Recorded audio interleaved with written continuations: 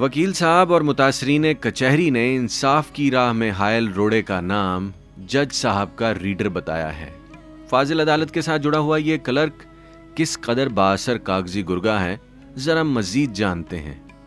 अखराजात देखें कि इन्होंने आगे अपना अमला फैला रखा हुआ है। रीडर्स हैं, कल्फ लगे हुए कपड़े होंगे, गाड़ियाँ इनके पास हैं।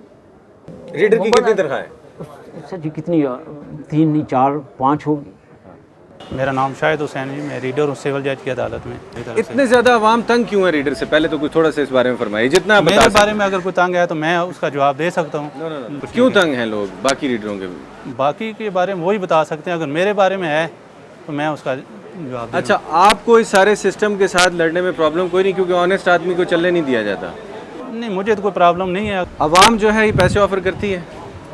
अवाम तो कई जो होते हैं लोग करते हैं। बड़े से बड़े आज के दौर में देखिए पैसा बहुत बड़ी हकीकत है। पैसे को ना करने के लिए आपके पास दिल कहाँ से आया, पहले तो ये बताइए। बस अल्लाह ने दिया है, अल्लाह ने हमें इतनी ताकत दी है कि हम अपने बच्चों को हलाल खिलाएं। यहाँ हम बैठकर दोज़ख भी कमा सकते हैं और जन्नत भी कमा सकते हैं।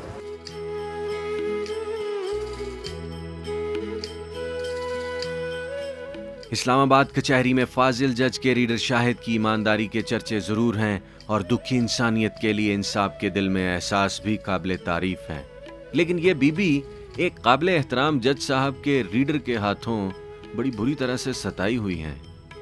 मेरा नाम शमा है, मैं पिंडी कचहरी से यहाँ पे मैं आई हूँ कि मेरा मियाँ छोड़ के गया था यहाँ पे। डिवोर्स कर दिया उसने? नहीं, केस चल रहा है अभी। उसने वैसे छोड़ के गया, धोखे से छोड़ के गया। तो छोड़ के क्यों गया मियाँ?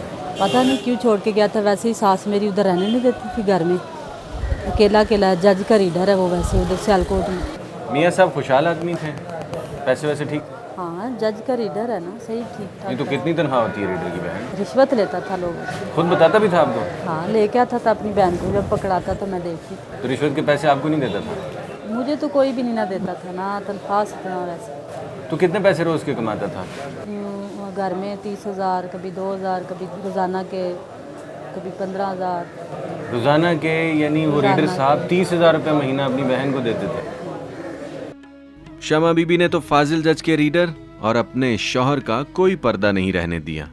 शौहर नामदार इस दुखियारी को बसाए ना बसाए ये तो उसका जाती फैसला है, लेकिन बच्चों के नान नफके के हवाले से केस में वो अपने असरो रसूख से इसे इंसाफ से दूर जरूर रख रहा है। यानी 2006 से लेकर आज तक आपका मियाँ किसी उस पे पेशी पे आई नहीं है, तो आपने जज साहब से अपील की है कि वो पेशी पे आते ही नहीं है? मैंने कहा है, वो अप्रोच करवा लो। किससे अप्रोच करवाता है? जज से। जज भी नहीं सुनते। अच्छा, अब आप क्या चाहती हैं? आपने बताया कचहरी में आपको बहुत ज़्यादा मसाइल हैं, आपका मियाँ जो है वो अपना कोई ना कोई असर यूज़ करके। सुबह से आती हूँ, शाम तक इधर ही होता है, तरीक डाल देते हैं।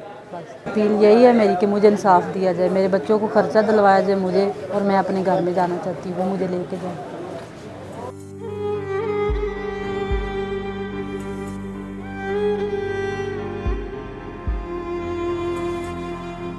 गुजरांवाला शहर की शमा बीबी तादमे तकरीर इंसाफ की तलाश में जल रही है। उसका बाअसर शौहर, जो कि एक फाजिल जज का रीडर है, ना सिर्फ उसे अपनी ज़िंदगी से निकाल चुका है, बल्कि 12,000 रुपये माहाना खर्च अदा करने में भी लेतो लाल का मुजाहरा कर रहा है और अपना बेपनाह असरो रसूख इस्तेमाल करते हुए शमा बीबी की ज़िंदगी को मुसलसल अजाब बनाए हुए है। अब अदालतों की चौखट और वकीलों की आहट इस दुखियारी का नसीब बनकर रह गई है। इसके अलावा भी अगर मुल्क भर की कचहरियों पर एक नज़र डाली जाए तो जायदाद और दीवानी केसेस से मुतल्लिक मुकदमात की पैरवी करने वाले हज़ारों लाखों पाकिस्तानी परेशान हाल नज़र आते हैं। अगर फाजिल जजों की तादाद में इजाफा कर दिया जाए, अगर अदालती रिकॉर्ड को कंप्यूटराइज्ड कर दिया जाए, अगर अदालतों में कायम रीडर्स की इजारादारी को ख़त्म कर दिया जाए, अगर जज हजरात को तरबियत याफ्ता, तालीम याफ्ता और ईमानदार अमला फराहम कर दिया जाए, तो लाखों पाकिस्तानियों की ज़िंदगियाँ बदल जाएंगी। इस्लामाबाद कचहरी में मुश्किलात के अंदर घिरे हुए पाकिस्तानियों की तकलीफ़ क्या हैं? अगर आप हक़ाइक़ की तलाश में हैं तो सच के सफ़र में मेरे साथ रहिएगा।